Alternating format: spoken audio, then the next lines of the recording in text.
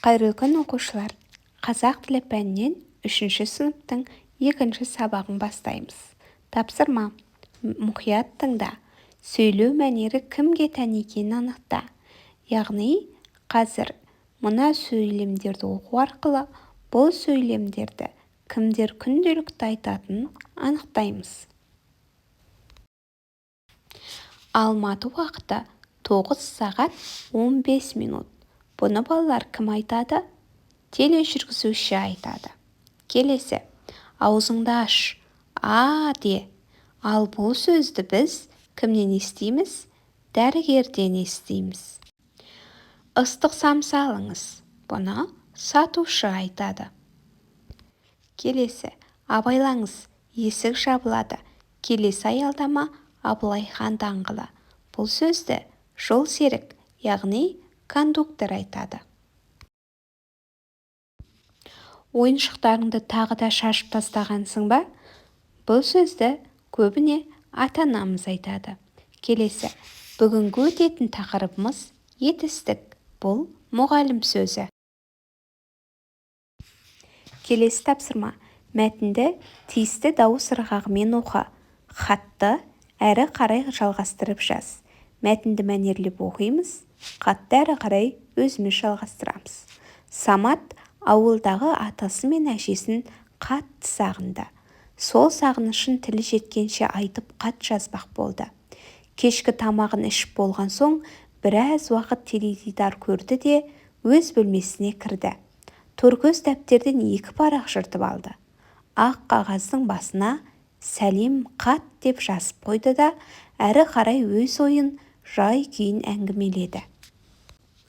Қалдеріңіз қалай? Ата-әже, ауырмай сырғамай жүрсіздер ме? Көкем жұмысын істеп жатыр ма? Біз де аман саумыз. Енді әрі қарай балалар хатты жалғастырып көрейік. Біз де аман саумыз.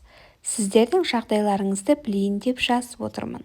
Сіздерді қатты сағындым. Демалысқа шыққанда ауылға қайтып барам. Сабағымды жақсы оқитын боламын. Ата-әже, ауырмаңыздар. Сіздерді қатты жақсы көремін. Келесі тапсырмада балалар алда өткен тапсырмаларды еске түсіреміз. Біз өткен жаттығулар қандай түрде кездесті? 6-шы жаттығуды еске түсіреміз. Біз ол жерде кімнің сөзі, қай сөз екенін таптық. Яғни мұғалім сөзі, жол серік сөзі, ол бізде ауызша тапсырма болды. Ал 7-ші тапсырманың 1-ші тапсырмасында оқылым түрде болғандықтан, мәнерлеп оқығандықтан ол бізде ауызша тапсырма болды.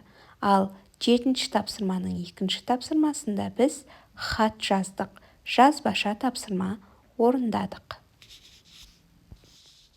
9-ші тапсырма. Оқы. Мәтінді оқуда сөйлеудің қай түрін қолданасың? Алматы қаласынан 70 шақырым жерде Таңбалы тас деген жер бар. Таңбалы тас бірнеше жылғалардан, өзектерден тұрады. Таңбалы тастың жан-жағында сайлар, ішінде күнге әбден күйген жалпақ гранит тас бар. Гранит тасқа таутеке, бұғы, киік, жылқы, бұқа және басқалардың кескіндері қашалып салынған. Қолдарына ұзын найза ұстап, белдеріне қылыш асынған. Кейбіреулері желбірете ту ұстаған 22 сарбаздың суреті өте әдемі бейнеленген. Тапсырма. Қарамен жазылған сөздер мәтіндегі сөйлемдерді байланыстырып тұрғанына назар аудар. Сол сөздерді басқа сөздермен алмастырып айтып көр. 9-ші тапсырманың 1-ші тапсырмасы. Қарамен жазылған сөздерді басқа сөздермен ауыстырып қолданып көр дейді. Таңбалы тас сөзін ол сөзімен алмастырсақ қалай болады екен? Көрейік. Ол бірнеше жылғалардан, өзектерден тұрады.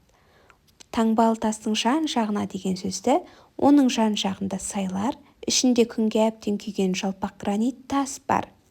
Ал енді гранит тас дегенді оған деген сөзбен ауыстырамыз. Оған таутеке, бұғы, киік, жылқы, бұқа және басқалардың кескіндері қашалып салынған. Яғни біз таңбалы тас сөзін ол, оған деген сөзбен алмастырдық. Алғашқы адамдар суреттердің көмегімен сөйлеудің қай түрін жүзеге асырды? Ойыңмен бөліс. Ойыңды жазбаша сөйлеу бірден пайда болған жоқ, сөйлеммен баста. Жазбаша сөйлеу бірден пайда болған жоқ. Алғашқы қоғамда ежелгі адамдар жартастарға, ағаштарға, тастарға, аңшылықтың, адамдардың кескіндерін бейнелеген. Уақыт өте келе суреттер сөз мағынасын білдірген түрлі белгілермен ауысты. Бірте-бірте ойлаудың дамуы символдардың артына сөз жасыруға алып келді. Осылайша ежелден жазу пайда болды. 10-шы тапсырма шығармашылық үзіліс. Сурет бойынша күзде не болатынын әңгімеле. Күз мезгілі бейнеленген сурет бөліктеріне зер салып қара. Осы сурет бойынша 3 сұрақ жаз. Ал енді әңгімелейік. Жылдың ең керемет мезгілінің бірі күз. Күзде дала алтын түске боялады. Күн салқындайды. Балалар оқуға барады. Күздегі ең қызық кезеңнің бірі піскен жеміс-жидектерді теру. Күз мезгілі маған ұнайды. Балалар, сабақ түсінікті болса, каналға жазылып лайк басуды ұмытпаймыз. Достарымызбен бөлісеміз.